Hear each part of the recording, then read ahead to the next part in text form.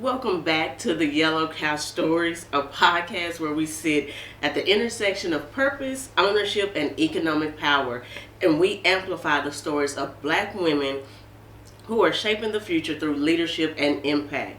I'm your host, Brittany Montgomery, and today's conversation is especially meaningful.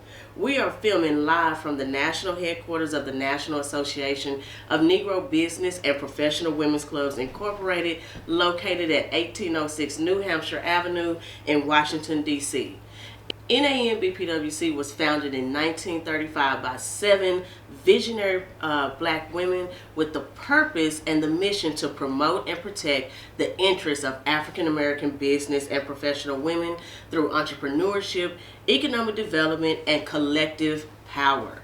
Today's episode is a part of a presidential initiative under the leadership of Dr. Terry O'Neill Ford, continuing our commitment to ensuring that Black women not only have access to opportunity, but ownership, visibility, and protection in the rooms where decisions are made. Our guest today embodies the power of voice, strategy, and sustained impact. Joining us on this here Yellow Couch is Dr. Cheryl Wood, globally acclaimed keynote speaker, 2-time TEDx presenter, and 28-time best-selling author, and a leading authority on high-impact communication. Dr. Wood has delivered over 1,200 keynotes across 18 countries, empowering entrepreneurs and leaders to rise, lead with confidence, and courageously amplify their voice. As founder of Global Speakers University and publisher of Voices of Change magazine, Dr. Wood's work has helped thousands of entrepreneurs turn their expertise into income, access, and influence, proving that their voice is not just expression, but economic infrastructure. So, Dr. Wood, welcome to the Yellow Couch Stories. Thank you. I'm so excited to be here today. Yeah, and we are so excited to have you. We've been having some pre-conversations, So we have a lot to cover today. So let's go ahead and get started. Before the stages, credentials, and global platforms, who was Cheryl Wood at the beginning of your journey, and what experiences shaped your belief in the power of voice? So who was I before the big stages? That's taking me back 15 years ago. I cannot believe it's been 15 years. It seems like yesterday. I was a woman who, at the time, I knew there was a bigger calling for me. I just didn't know how to step into the calling.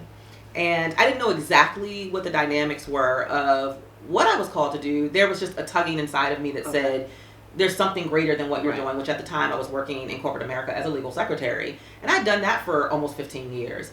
But by that time I had become a mom. And anybody who's ever become a mother, you know, it changes everything. Like everything about what you want, who you are, and being able to be a model for your children shifts. So at the time when I first thought about stepping into the entrepreneurial realm, I was going to work every day, but I was dropping my kids off at 6 in the morning, not picking them up until 6 at night. And it just felt like somebody else was raising my kids. And that's where the dissatisfaction with existing started. It stemmed there. And so I remember, reading books about people who started their own businesses and literally shifted the trajectory of their lives. And so I was like, okay, well, maybe, I wasn't a confident, but it was like, maybe I could possibly. I hadn't really developed that confidence and assurance that I could do something different. But I was curious enough to start my journey of possibly pursuing something different. So anyway, in 2009, I started a t-shirt business. And that was the beginning of this entire journey 15 years later. And I always tell people, I don't know why I started a t-shirt business other than to say I had to start something that felt like it was close to what I believed in. So my t-shirt business was called Moms Are the Best. I was in love with motherhood because for so many years I had struggled with infertility. And then I didn't think I was going to have kids. And God had a whole different plan. And it was like, bam, here's one. Bam, here's another one. Here's another one. 3 children later, I was like, okay, all right, God, I believe you. You're in control. And but it shifted everything about who I was and what I wanted. And that really was the start of my entrepreneurial journey. So I kept my full-time job because I still needed to pay the bills. Right. And on the weekends, I would go out and I would set up a table at different vending events and conferences, and I would try to sell these t-shirts that were all about celebrating women and how we add value to the world through motherhood. Right. And I did that for about 18 months while still working a full-time job. And look, honestly, I was failing miserably. Like, I would go to events, I wouldn't sell t-shirts, I'd be there for 6 hours, I'd have to pack everything back up in the car, take it back home, go to the next event. But there was in hindsight, there were so many important things that I learned through that journey, which I'm sure we'll talk about. And 18 months later was kind of the tipping point because I got invited to speak at Morgan State University because of the t-shirt business. Okay. Someone had seen about it, heard about it, loved the concept, and said, oh, so you're a mompreneur. I had never even heard that expression before. I was like, oh, say it again. I like that. And they were like, well, look, we would love to have you come to Morgan State to our women's conference and teach other moms in the community how to start their own businesses. And in my mind, I thought, why would you choose me? Like, I am failing miserably. That's what I thought to myself. Well, and then God qualifies the call. That. And I realized in that moment, sometimes you get an opportunity one time. And sometimes it never knocks again. So, Cheryl, you don't know why this opportunity is knocking, but be curious enough to explore. Right. So, September 18th, 2010 was my very first speaking engagement. That's when I knew that was the thing I wanted to do for the rest of my life. And look how God works. Yeah. Because while you thought you were failing miserably, somebody else saw that and was like, hey, you're a mompreneur. We want you to come speak. Yes. So what was that like that first time on that stage? I was a nervous wreck. I was a hot mess, if I can be honest. I mean, in the back of my mind, like, fear started to settle in. Right. Like, I don't know how many people have ever given a yes and then you get there and you want to take your yes back. I wanted to take my yes back because it was like, why did I say yes to this? I'm not qualified. I went through all the list that we do as women oftentimes, of the list of why they should have chosen someone else. And it was just, my palms were sweaty, my heart was racing, and I just questioned, why would I say yes to doing this thing I've never done before? And I certainly don't feel qualified to teach anybody how to grow or start, a thriving business because my business wasn't thriving. But there was something there. And I just reminded myself, Cheryl, just be you. When you get on this platform, just be you. Don't try to be anything other than what you really are at this season of your life and your journey. And when I got on that stage and I was just authentically me, I realized it was enough. And I told my real story, why I started the business, because I wanted a change. I talked about how I felt like some of parts of it was failing, but there was something inside of me that wanted to keep going to figure out, well, how do I change it? Right. How do I get it right? And how do I make it where it is actually monetizing it? And so I shared all of those things with the room. I was just very raw and authentic. And about midway through the presentation, I can remember kind of just looking across the room, and I just was seeing these women taking notes, and I'm like, okay, wait. Are they taking that many notes from what I'm saying? Like what's happening here? And then I could see some women, as I was sharing my story about why it was so important to me, because I wanted to be present and engaged as a mother, I could see some wiping tears from their eyes. And I'm like, are they crying about what I'm sharing in my story? And in that moment, I knew. I was like, I want to feel this way for the rest of my life because I have an ability to make women feel that way for the rest of my life. Hopeful, and if she can, maybe I can. Right. It was just something about that feeling that I did not want to, I wanted to experience that for the rest of my life. And so that was the start of Cheryl Wood, the speaker. I knew I wanted to do that indefinitely. Okay. So let's go back to when you were a legal secretary. You spent nearly 2 days in corporate America before building this international speaking and coaching business. So beyond that feeling of, I want to feel like this forever, I want to be that inspiration. What else motivated you to make that transition? Like, what got you there? And what keeps you there? In 2009, I lost my father. So I started my business in June of 2009 from that feeling of wanting something different, having these children. My kids at the time were 2, 3, and 5. I wanted to be the role model in their life. I didn't want somebody else to have to be the role model in their life. I wanted to show them what it looked like to really have a dream, have something that you're interested in, and pursue it tenaciously. So it was a combination of that. And then in November, on Thanksgiving Day of 2009, I got the phone call. My first phone call that morning was my family members telling me that my father had passed away. He had passed away of a massive heart attack in his sleep the morning of Thanksgiving. He was 59. Oh. That was the biggest wake-up call I could have ever gotten, because it was a reminder that none of us are promised tomorrow. Right. And by all means, 59 is young. Very young. And it just shifted everything.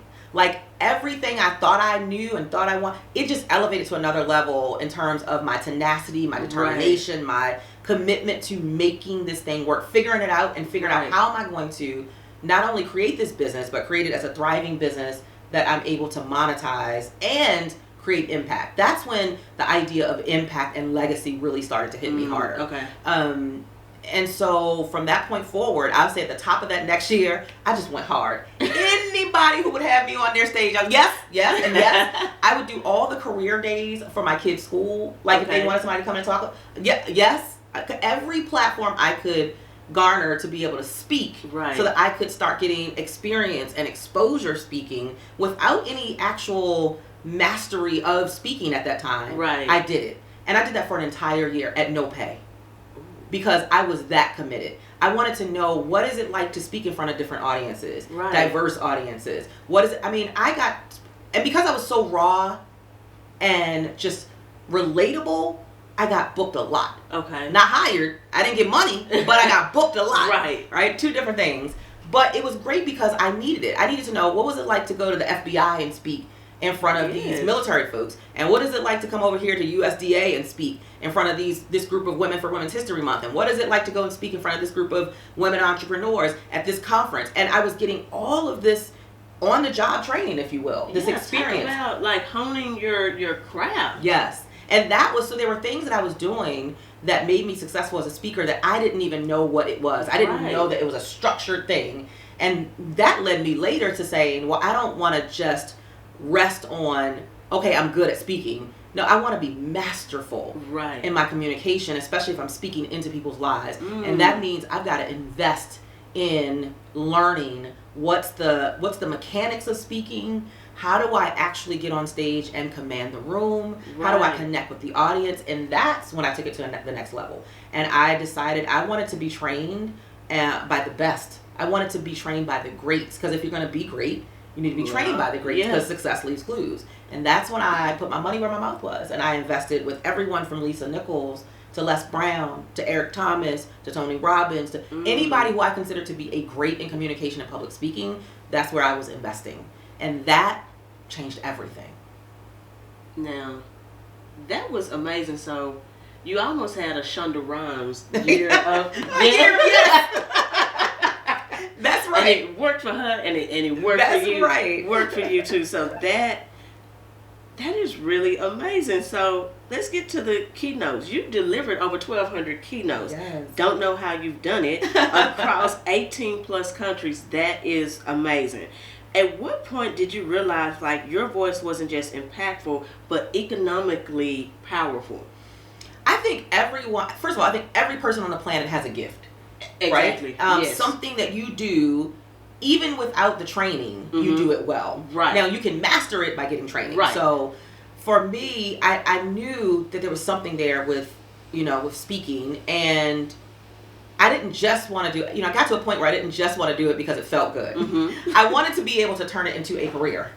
And to turn it into a career meant, well, I've got to find a way to replace my current income that I'm getting through my job. I've got to make my business be able to replace that. Now, at the time, I was making about $75,000 in corporate America as a legal secretary. So I'm like, well, how do I replace that $75,000? Somebody got to pay me when I'm coming to these speaking engagements. And it was the desire to walk away from what I was doing into what I was called to do was so profound. It kept pulling on me, tugging. I would go to bed thinking about it. I would wake up thinking about it.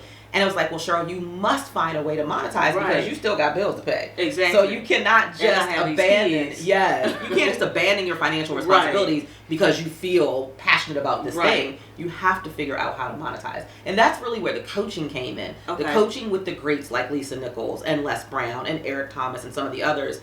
Because I was learning from them the strategy of monetizing your voice. Right. Not just loving it, being passionate about serving people, but how do you turn this into solutions that create results for people? Because that's what people pay for. Exactly. They're not just paying for inspiration and motivation. Right. They expect that's going to be a part of what you deliver. But where are they starting? What do they want? And how do you get them there? Was what I had to create in the middle. And that started to become like my blueprint of teaching other people, okay, this is what I've accomplished. Let me show you how I've done it. Now, that's a whole word because I think that's something that could be used across industries, right? Because like you said, everyone has a gift and everyone has a talent that you're good at without getting that training. Right. But I think sometimes black women, we just say, oh, we'll do this for free. Yes. I'll do this for the church, or I'll do this for my friend.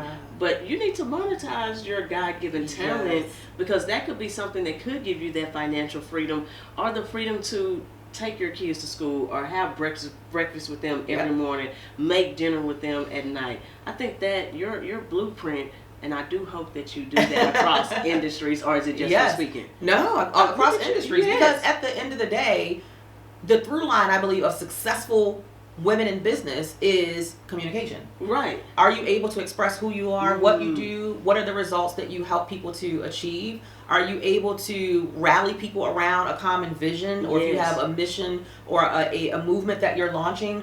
If you're looking for investors to support the mission, are you able to clearly articulate what the mission is and why they should say yes to spending their dollars or investing their dollars with you? At the core, communication is key in anything that you do. Yeah, that's going beyond just public speaking. Is how do I communicate my brand? How do I communicate my value proposition?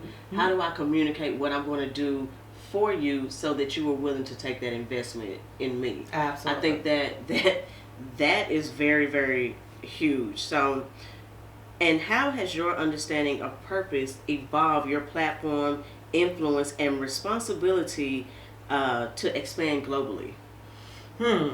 So I feel like a lot of my clients have this challenge, and it's a challenge that I had when I first started, thinking local instead of global. And one of the things that I share with every client I serve now is you will do yourself a greater service if you stop fishing in the local pond and start fishing in the global ocean.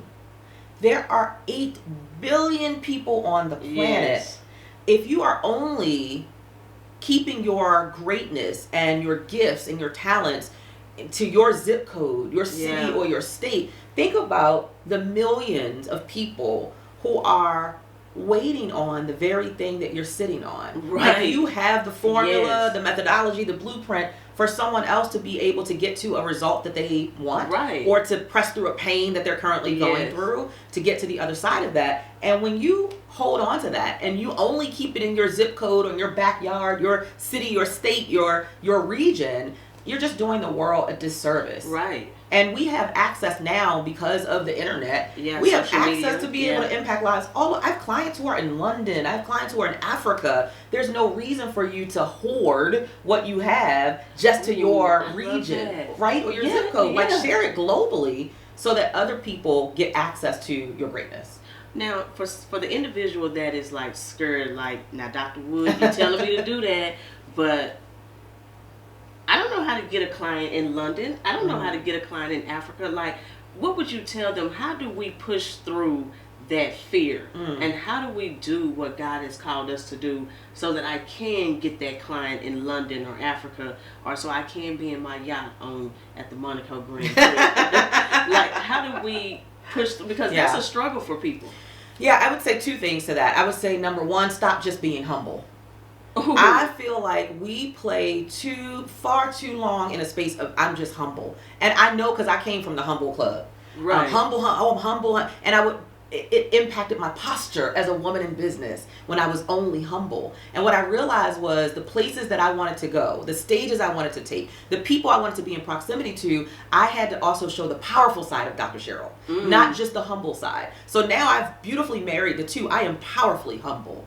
I am both. Ooh. I am not one or the other. When I walk into a room, I mean business. I can have a conversation with you. Doesn't matter how much money you make. Doesn't matter what your title is. There's something that I bring to that room of value. But I had to learn that, because that shifts my posture in the way that I walk into the room. Not that I'm better than anyone else, but that I know that I belong here. Not only to gain value from what you know, but to give value from what I know and what I've experienced. So I would say that is a big piece, is combining the two, being powerfully humble.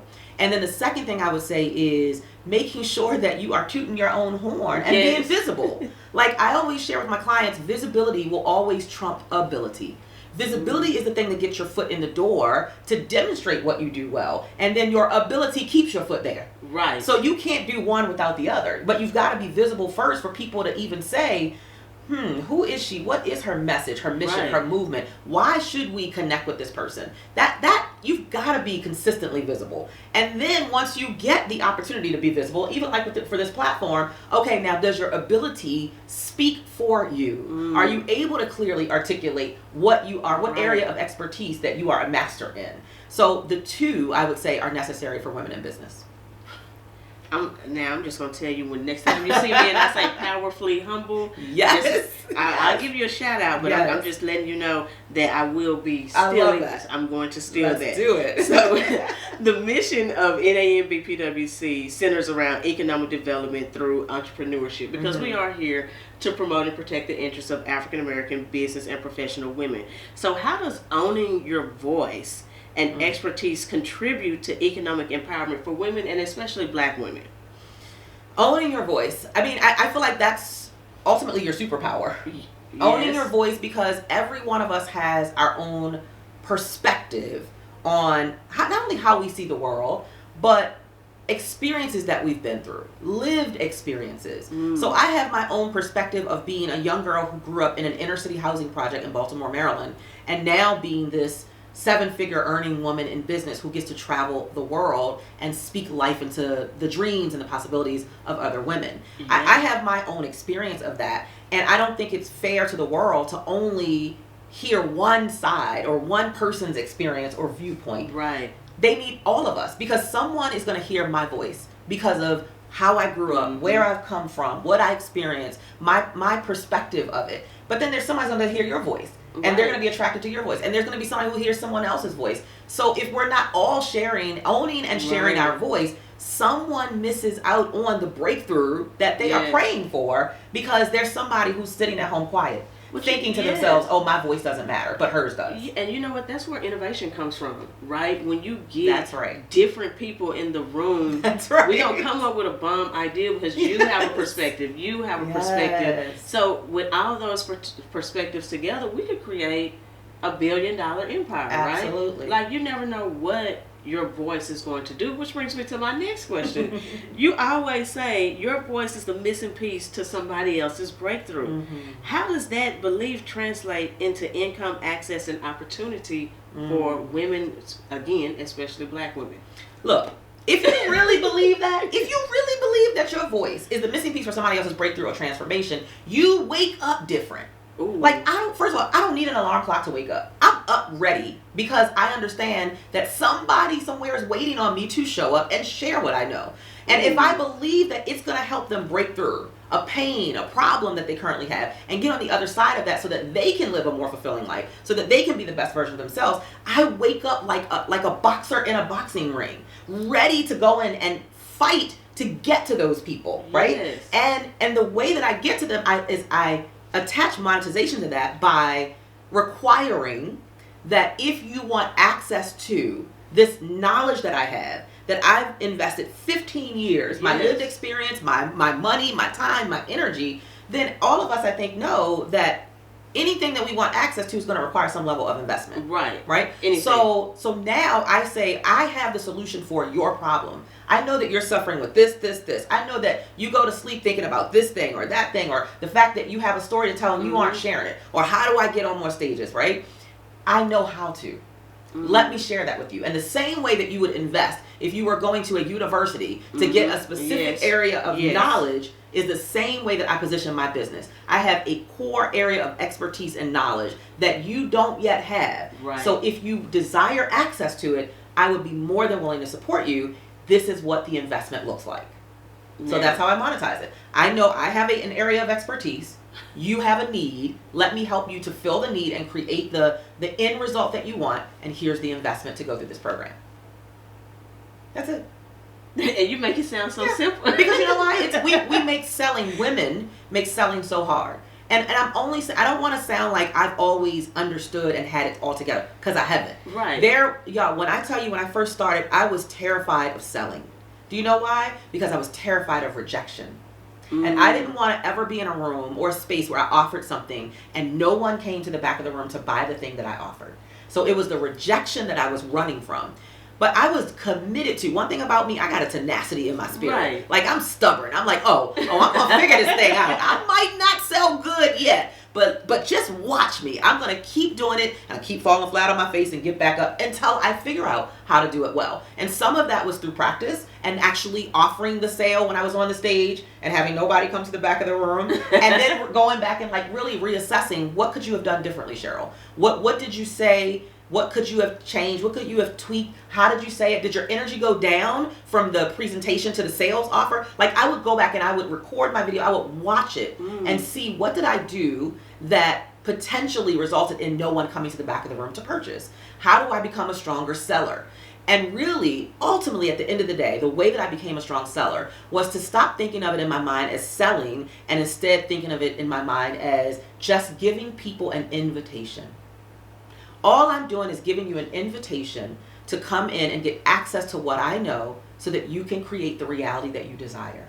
And the reality of that is, when you get an invitation from someone, what do you have? A choice. Right. You can say yes, or you can say no, thank you. And that's all I'm doing. So there's no pressure in that. When you approach it from that way, not I'm selling something and they rejected me and I took it personally and they didn't want my stuff and my stuff is not good and all the mess that we tell ourselves. Yes.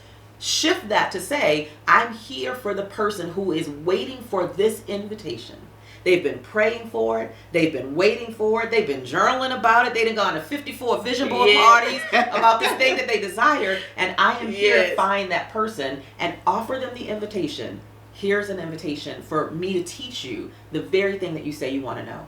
So, would you like to say yes, or do you say no? So that's a mindset shift, right? Absolutely. Because the way you presented that, I'm going to say yes to but that's because you want it. Right. That's only there are some people who are interested in change but not committed to it. Right. They're interested in a result but not committed to it. I am there to find the people who are committed to it enough to get up and say, yes, here's my form, here's my credit card, and I'm ready to make the investment because I'm committed, not just interested. So first question, how do you get that? How did you get from that rejection mindset to invitation? Because there's someone sitting at home like, well, Dr. Cheryl, Dr. Woods, it's not that easy. Like, it's not easy. Like, what would you tell them? How was that?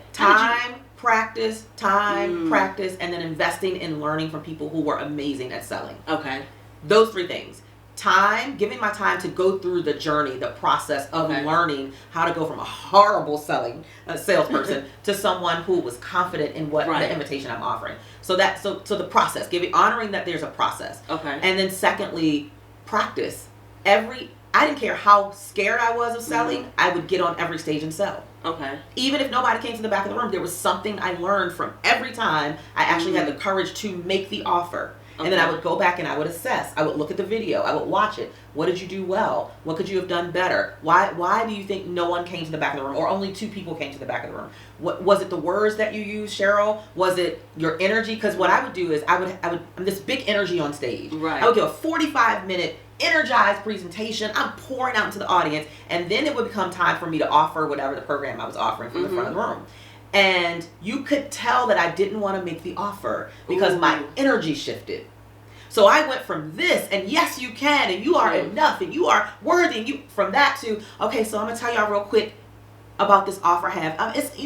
It's not for everybody, and just if you want it, you can come to the back of the room. Everything about my energy shifted, and that you can't shift your energy when you're talking about the offer. So it was time, it was practice, getting on more stage after over and over and over again, and continuing to, and then it was investment, hiring sales coaches who could teach me some of the strategies that would allow me to feel more confident and comfortable when I did have to sell. Talk about being like a self-awareness exercise. Yes. Like to be able to record yourself and say, you know what, right here, my energy went down. So the next go round, I'm going to try something different and see if I have a different result. But you know what, I think that is sometimes something that people struggle with because we don't want to look internally to see our flaws. So that is good. But then my next question is, how do you determine someone who's just interested to someone who is committed, or do you just treat them? That's easy, because the people who are interested do a lot of talking. Right. The people who are committed, they are taking action, decisive action. And I always I have a category of people. There's a category of people who I call nibblers, and there are a category of people who I say are true investors. And there are people who say they want to be better speakers, they want to get on stages. Dr. Cheryl, I have this story I want to tell, and I know I'm supposed to tell it to the world, and all the things. And it sounds so good, but all I see them doing is nibbling on everybody's free everything. Ooh, they go to everything free they can get. Every PDF, free download, free webinar, free in-person event, free class. And all you're doing when you do that is you're just nibbling off of that person's free and that person's free. And there is no clarity when you're just a nibbler. You have to be willing to invest in the full meal.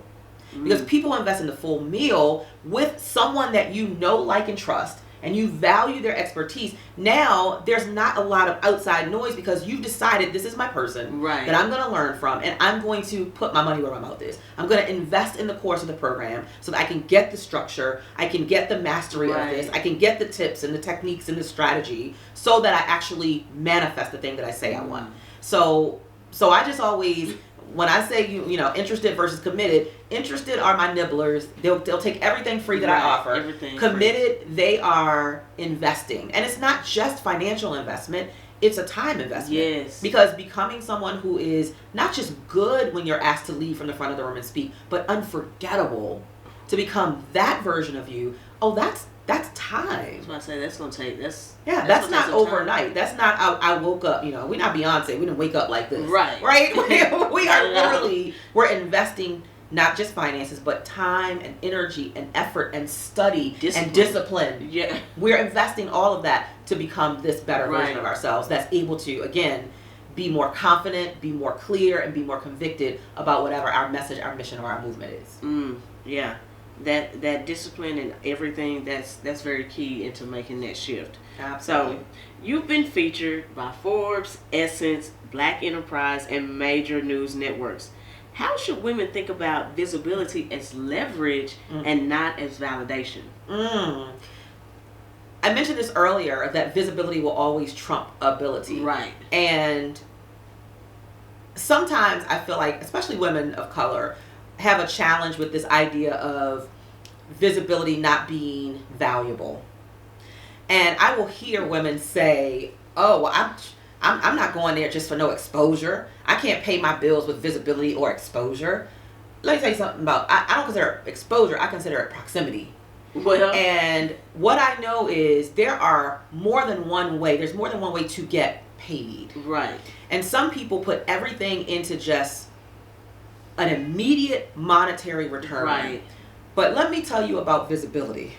If you are visible in the right places, in the right spaces that put you in proximity to the people who can elevate you, who can help accelerate you, and who can teach you things that you don't even know because you haven't been in the room to ask the question or to know what question to ask, it can shift everything. one introduction to the right person can shift everything. So sometimes we're so focused on, I'm not saying yes to that opportunity because it's not going to pay me. Right. It's only visibility, and I don't work for visibility and exposure. Meanwhile, go ahead, you say no, because I'm going to say yes. Right. Because I understand the power of visibility in the right spaces, in proximity to the right people who can open one door of opportunity that surpasses that one-time monetary return I could have gotten. So this leads me to something we had a conversation about before we even started to record.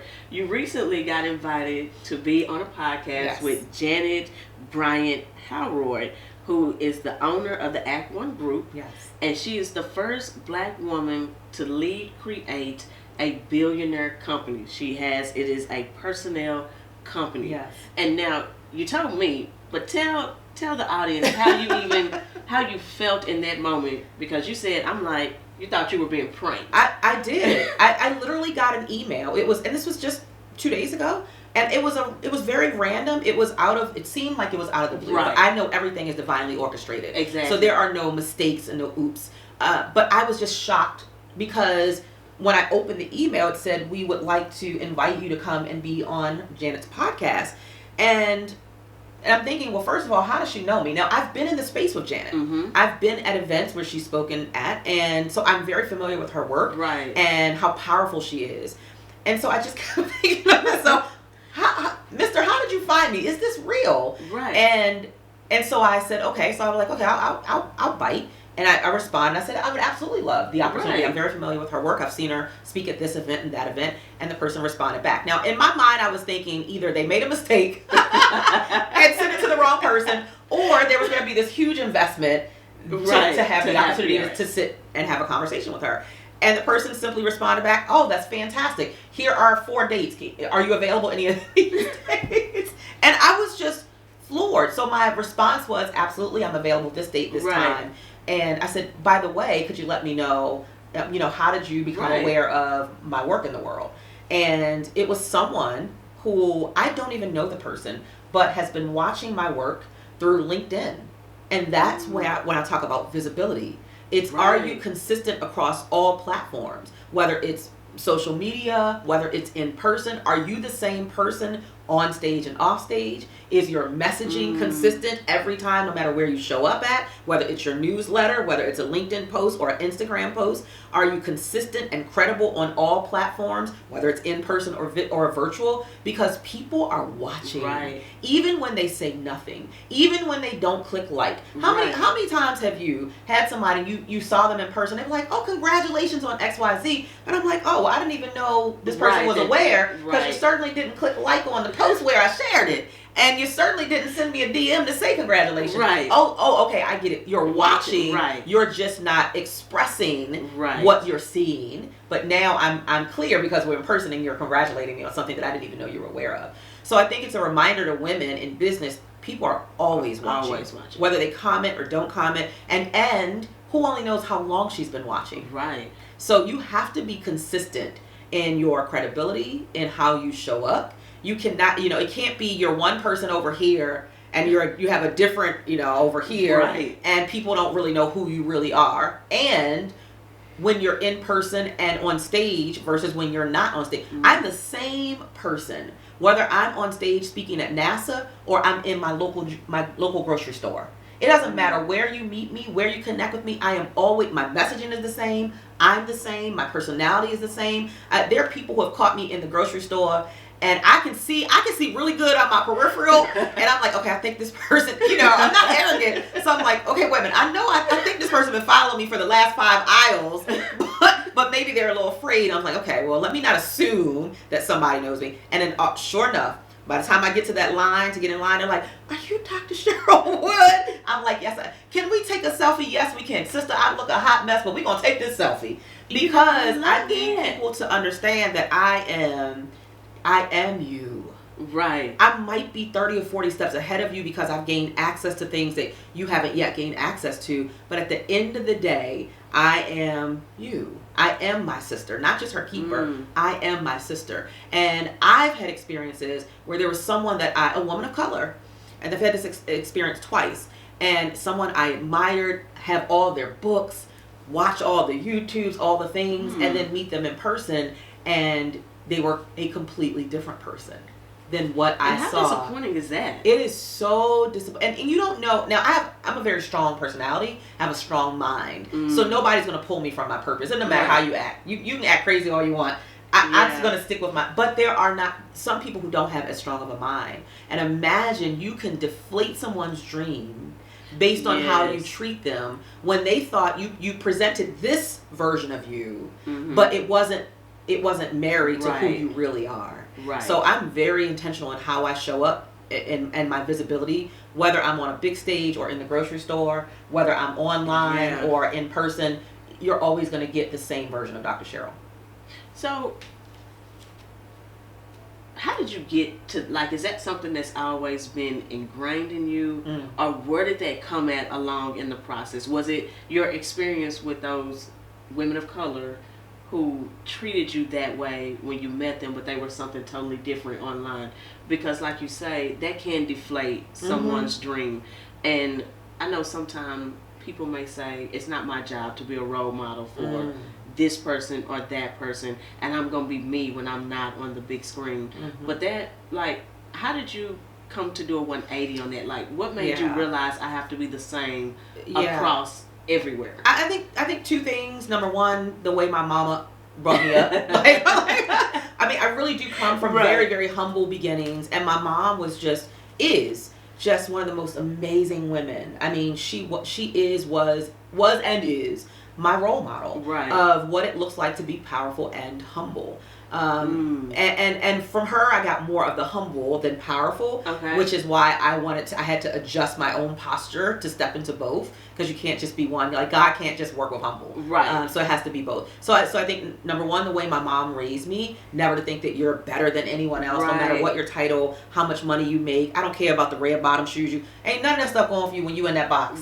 You know, none of your money, none of your red bottoms, none of your fancy suit, none of that. So it's like, just be a good human being at your core. That's number one. And then number two, a lot of it is my lived experiences of how I've been made to feel when I'm in certain rooms, when I was at the beginning of my journey. And I'm like, wow, I never want anybody to feel that way when they're in my presence, when I become who God says I'm destined to become. I want them to have a different experience, because Maya Angelou said it best.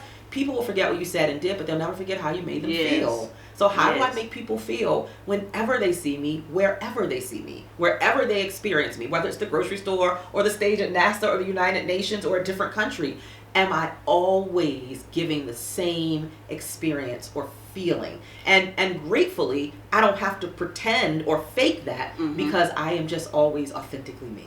And when you're always authentically you don't ever have to wake up and say, oh, wait a minute, who did I pretend to be yesterday? Who was I again? You know, there's no pretense. What you see is what you get. But you know what? That makes you so approachable, right? That makes it where someone can say, oh, are you Dr. Cheryl Woods? Can we take a selfie? And that's just on the smaller level, but on the bigger level, like the lady recommended you for the Billionaires podcast. Because no matter what, and you know, sometimes as an individual, you're like, I don't know if I want to recommend her, because I don't know which person they're going to get. So you not being authentically you can make you miss out on so many opportunities because, well, you know what? She was mean to me over here. So I don't know if she's going to go up here and be mean to this person, and then that's going to reflect badly on me. I don't want to have to give a disclaimer to refer you. I don't know which one I'm telling you. I don't know who you're going to get right. I don't know who you're going to get. She a little fickle. I don't have to give a disclaimer in order to refer you, because instead I just rather not refer you. So people are missing out on opportunities because of how you're treating and making other people feel. And I know even my parents raised me from the janitor to the CEO. Everybody gets treated the same. So that's very true. So every impactful career has defining roadblocks. Okay, so what has been one of your most significant challenges or setbacks you've faced in your business or speaking career? That's such a good question. I mean, there have been many challenges, and I don't think challenges stop. Like, as long as you're on the journey, there's going to be some challenges or roadblocks that you meet in. Probably one of the most emotionally significant for me was, again, towards the beginning, when I was launching this, what I thought was a speaking career, and I wasn't really making much money. I wasn't making any, and then I started making a little and trying to figure out the monetization piece. And I had an opportunity, maybe about 3 years into the journey, to host my own radio show. Ooh. The challenge was it was on a Tuesday in the middle of the day, and I still worked a full-time job. Ooh. But I wanted it so, Brittany, when I tell you I wanted it so bad, like I always wanted to be on radio, and I was like, oh, I could do my own show, and I was inside, I was like, I can't let this opportunity go. I don't know where this is going to lead. This could be that next step to the next step. And so I remember going into my boss's office, and at the time I was working for one of the largest transportation companies Ooh. in the United States. I was the right-hand person to the general counsel of this organization, and she depended very heavily on me. And so I went in and I had a conversation. I said, look, I have this opportunity. It's an amazing opportunity. And the beautiful part is I had already told her what my big goal was. And that might be crazy, but for me it wasn't crazy. It was setting expectation before I even accepted the job, job at the time. I was like, look, let me just explain to you who I'm really going to be. I know right now I'm a legal secretary. But let me explain what my big goal is. And I'll never forget, I'm going to come back to this, to what we're talking about. There was this flyer that had come into the law department at this company. And on the flyer, it was for an event, a conference, and it was for like all attorneys, a conference, right? Right. And it was all these speakers. Everybody was Caucasian, most were males, and at the very bottom, at the bottom box, there was a picture of a woman of color, and underneath it said motivational speaker. She was the one motivational speaker that was going to be at this conference, and it was Valerie Burton. Ooh. And I didn't know Valerie Burton at the time. Right. I just knew, oh my God, there's a woman of color on this flyer with everybody else who's not a woman of color. And I took that into my boss's office before I accepted the job, and I said, see this right here? That's going to be me. Girl, that makes me so emotional. That's going to be me one day. Wow. So I'm not always going to be here. So I just want to set that expectation. I'll be here. I'll be amazing. But this is where I'm going. And so fast forward back. Now here we are a few years later, and I have this opportunity to do this radio show. I go into her office. Remember we had that conversation before you hired me and I told you who I was going to be? Well, here's the next step in that. I just had this amazing invitation to be a radio show host, blah, blah, blah. So on Tuesdays, it would be, and it was going to be right across from Howard University. Okay. There was this radio station across the street. And I said, so every Tuesday, I just need to leave. I'm going to take my lunch break. And I want to go and I want to do the radio show and come back. Now, the show is an hour, so I need my hour lunch break that I normally get, and then I need an additional hour so I can get back to work. Right. But I will stay an hour later. Okay. Once a week on Tuesdays. And she declined it. And she said, well, if we do it for you, we have to do it for everybody. And it was like my heart sank. And you know what? I'm just going to be honest. You took me on an emotional roller coaster. Girl, I was so excited. And you know what I did? I went back to my desk and I typed up my resignation letter. And I gave my 2 weeks notice in that moment. That's how much I believed in who I was becoming. That's how much I believed in my dream. And everybody's not willing to take those big risks. Because the question is, girl, how you going to pay your bills? And how you going to do this? And how you going to... I believed so much in who I was becoming that none of that stuff forfeited this opportunity. Right. And I resigned from that job. And I literally went and I did that radio show, and it was one of the best experiences I had. And no, did it create economic freedom for me at the time? No. But it was what I believed was another necessary step in my journey. Now, here was the fallout when we're talking about challenges. The challenge was, girl, now the show is done. You did it for a year. Now you broke, busted, and disgusted because you done left your good job. Yeah, you left a good job over there. And I felt devastated because I'll never forget. I was sitting on the couch, unable to pay bills, and like tears were trickling down my face because all I could think was, like, God, you told me this was my calling. Mm. And I believed it. I believed enough in it to walk away from something that was safe and secure. And now here I am, chasing some dream. I'll never forget those words. Chasing some dream, and I can't even feed my kids. Ooh. That was probably one of the lowest moments of my entire journey. But here is how good of a God I serve. My husband, bless his heart, we just celebrated 19 years of marriage. I'll never forget him seeing me on the couch, and I was kind of like wiping the tears off because I don't want my kids to see me crying. but he knew what was going on. Right. He knew what was, because I had been expressing how disappointed I was and discouraged I was, and do I keep going? Do I go back? What do I do? And he came, and he's one of the, I love my husband, but he definitely knows how to tell you the bad side of stuff. Like, he's more of the pessimist, I'm more of the optimist in the family. And this man, but y'all have balance. Yes, we have balance. And this man, in the right moment, had the right words. I knew God used him in that moment, because he came over to me, he put his hand on my shoulder, and he said, let me tell you something. Somebody in this house is going to live their dream, and you are closer to your dream than anybody else in this house. There's no way you're quitting now. It was everything. It was those few words just ignited something in me all over again, that I was a fighter again. Right. I had stepped out of the ring for what felt like a moment. And I was kind of, thinking about throwing the towel in. And those words, that's the power of words. Right. At the right time. Words can speak life into you. He spoke life into me at that moment. Girl, I got up off that couch. I wiped them tears off. And I was like, let's go. Let's go to work. What we going to sell? I'm going to sell my speaking. I'm going to sell this. And I just started, my creativity was reawakened again. Ooh, okay. To make it happen.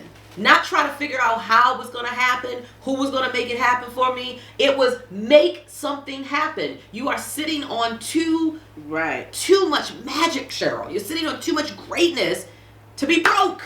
To be sitting here crying and being broke, crying over a job that is never going to pay you what you're worth. Right. They're always going to devalue you. They're going to tell you why you shouldn't get more money than you're making, because you don't have letters behind your name. And that's a beautiful part of my story. Right. I grew up in poverty. College wasn't in my journey, right? Doesn't mean I don't value education. I just didn't get to go to university. Right. So I went straight from graduating high school straight into, let me get a job so I can get out the hood and pull my mama out of the hood. Right. Like, let's get out of poverty. And I saw the way to that of going and getting a job. So you're talking about this woman who all of my life, people kept telling me what I couldn't be, who I couldn't be. And when I was growing up in Lafayette Projects in Baltimore, Maryland, nobody was saying, oh, you can be a giant. They were saying, you're probably going to be another statistic.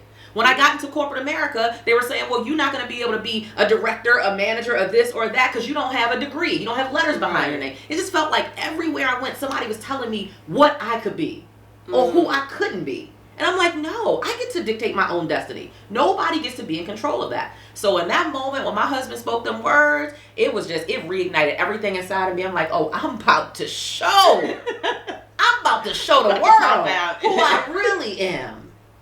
And I went to work and I started creating and I started visibility, going to networking events. I would go every day. I would go to a networking event. I mean, I was going to 5 networking events every week. Every week, and telling people, I'm Cheryl. I wasn't Dr. Cheryl Wood yet. I'm Cheryl Wood, international speaker, international keynote speaker. Girl, I hadn't left Baltimore yet. There wasn't nothing international about me yet. Yeah. But Zig Ziglar beautifully says that in order to ever reach a goal, you have to see the reaching in your own mind before you ever get to the goal. And so I was visualizing who I was becoming before it ever tangibly manifested. And that served me well. And that put me on the path of, what will you do? What are you willing to do when you get knocked down to get back up and keep staying on the journey? But you know what, that number one, Napoleon Hill in his book, is it How to Win Friends and Influence People? One of the things he said is your partner will make or break you.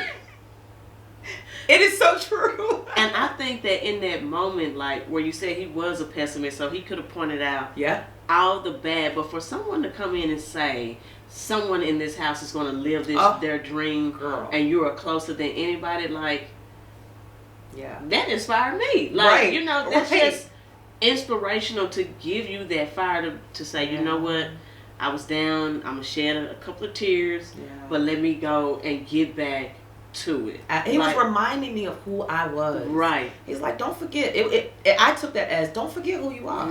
Don't forget what you've already done to this point. Don't forget the risk that you've taken. Don't forget how you've shown up. Don't forget the people that you served already to this point. And you ain't done. Let's go. That's what I took that as. And it reignited me in a way that I needed that charge at that moment. I needed that extra boost to remind myself, I got this. So do you ever, so speaking of reminding yourself, you're in a male dominated field. Yes. So how do you channel through that? Like for the other women out there who are in a male dominated or male white dominated arena, like how do you remember I'm Dr. Cheryl Wood. I don't care what you heard, but this is what it is, and this is who you getting. I'm authentically me, and you're gonna see me in this room, in this male dominated field. You know what the beautiful part of it? I don't have to remind myself of it. They remind me of it. Oh, okay. When I step off that stage and the response I get reminds me of it. Because if you are, look, there are all types of speakers, and all speakers aren't created equal, if you will. An impactful speaker when you hear it, when you feel it. Yes. And I was just recently at a conference. I won't call the name out, but I was just at a conference on the West Coast. There were over 400 people at the conference. I was the only person of color. Let's not even say woman. Only woman of color, only person of color in the entire room with over 400 people. I was the only woman of color and person of color that was a speaker. I mean, one in the entire room. And sometimes you can take that can be an intimidating that can be thing, very intimidating. Or you can take that to say, okay, here is your opportunity to show why you belong on this stage and why they need more of you on this stage. Because remember, it's not just my journey. It's my journey, and I'm creating doors for more women to be able to follow that path. And that's what we all have to remember, especially as women of color, is that it's not just about you. It's about the women that will follow in your path and your footsteps because you were bold enough to go there. So I just remember, and this is what I tell myself before every stage I get. I don't care what the stage is, how big it is. I don't care what the audience looks like, the demographic. Cheryl, just be authentically you.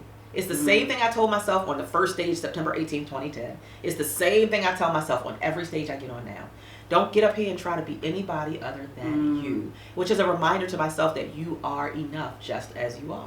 And if they wanted something different or somebody different, they could have hired they would have went to somebody different. Yeah, they would have went to somebody So let me tell you about this event. So I get on that stage, and mind you, I was only hired maybe 2 weeks before the event. Now they knew they were having the event, but I was only hired 2 weeks before the event. And every other speaker had an hour on stage. I had the least amount of time, which was 30 minutes on stage. I said, Cheryl, just be you. I got on that stage and I did what I do. I did what I'm called to do. Which is to move people, to connect with people, to remind people, to transform people from that stage. That's my platform. And when I stepped off that stage, I don't know if I've ever been loved on that much in 15 years. I mean, I could not take 2 steps without somebody pulling me up and hugging me and thanking me, and tears flowed, and people came to the back. I mean, and I was there for 2 days. I stayed for the entire conference. 2 days and then an additional third day, which was like a mastermind day. And as they say, I was the talk of the town. And you know how like in a group audience, they'll like have somebody go through the microphone and say, so what was your biggest takeaway so far? For 3 days, I know they was tired of hearing Dr. Cheryl Wood's name. Because, baby, everybody that stood up. And this is not out of ego. I'm just telling you how God works. This is not about ego. I'm just telling you what the experience was really like. Every person. Oh, my God. Wait, is Dr. Cheryl in the room? Oh, I've never heard a speaker like... Every person. Every person. So let me ask you this. Yes. So, I already know what you want to ask. Go ahead. I'm going to let you ask your question. But I already know what the question is. So how were the people feeling... I also know who gave you 30 minutes, but gave everybody. And then, how did the people who had an hour? What was that like? I'll tell you what one beautiful thing that happened. There was a gentleman there. Remember, I was the only person of color and woman of color in the room. And there was one gentleman who kind of pulled me to the side. Oh, no, he didn't pull me to the side. We were in the back standing, and somebody was giving a comment. Dr. Cheryl Wood, yet another one. And he said, well, dang, I thought my little 5 tips was good.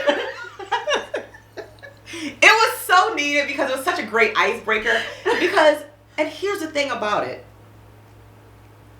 When you've been called to be a giant, to impact other people's lives, you have to remind yourself not to let anybody shrink that.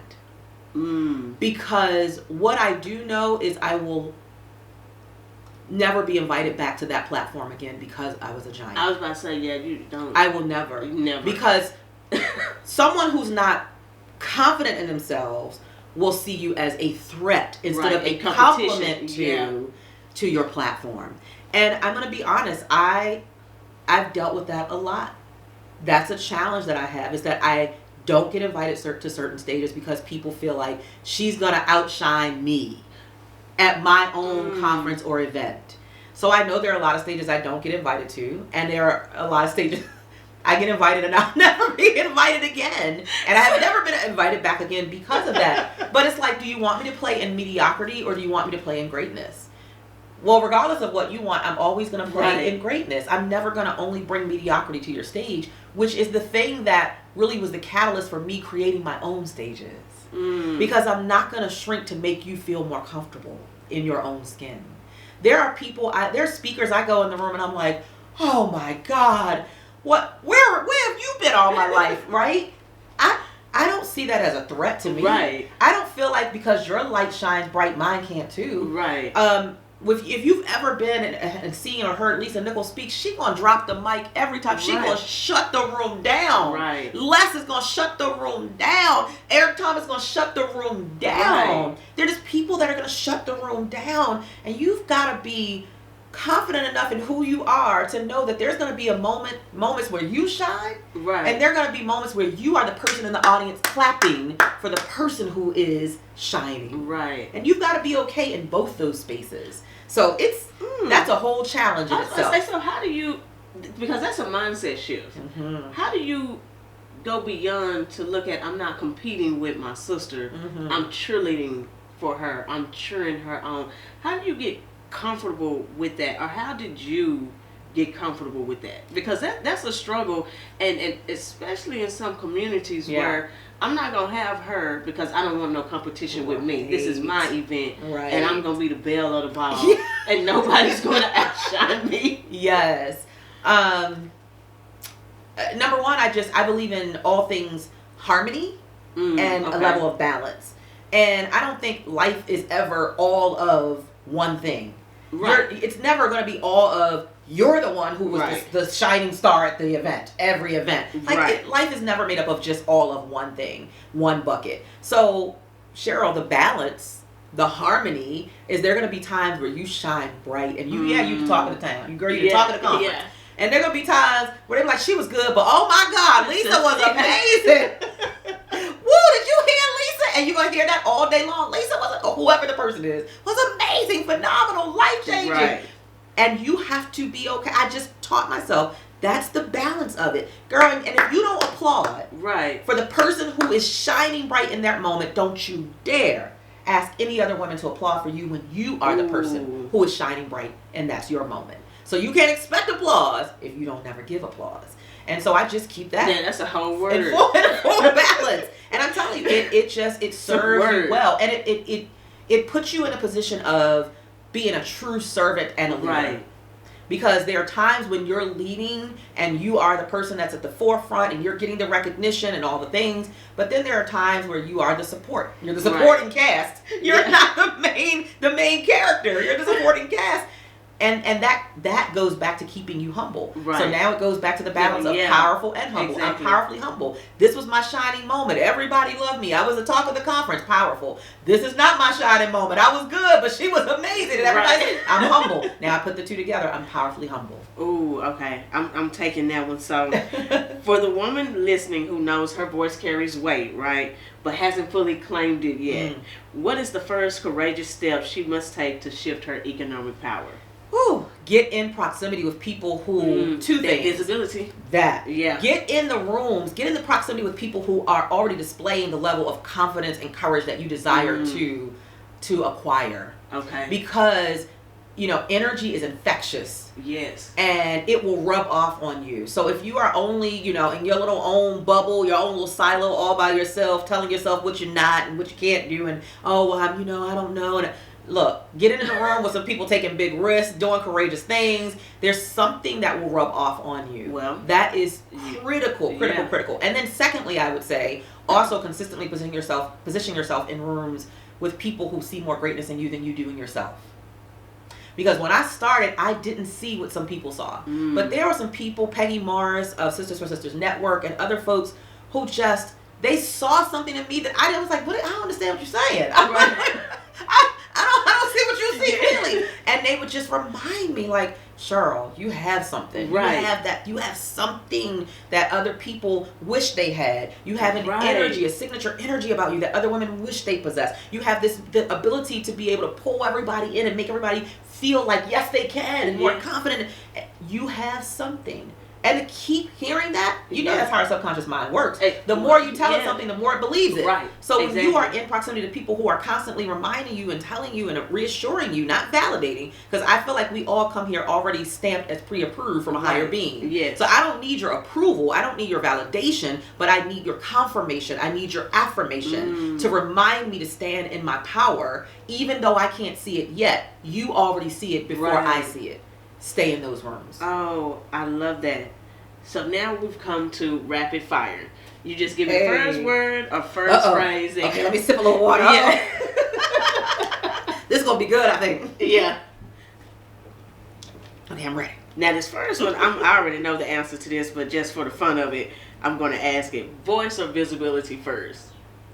I might surprise you. I'm going to say voice. Really? You know why? Because visibility without a voice is really valueless.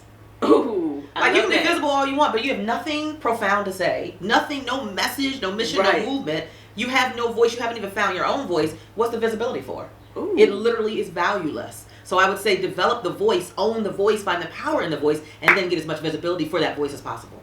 Well, you did surprise me. So one belief women, well, you know what? One belief black women must unlearn about success.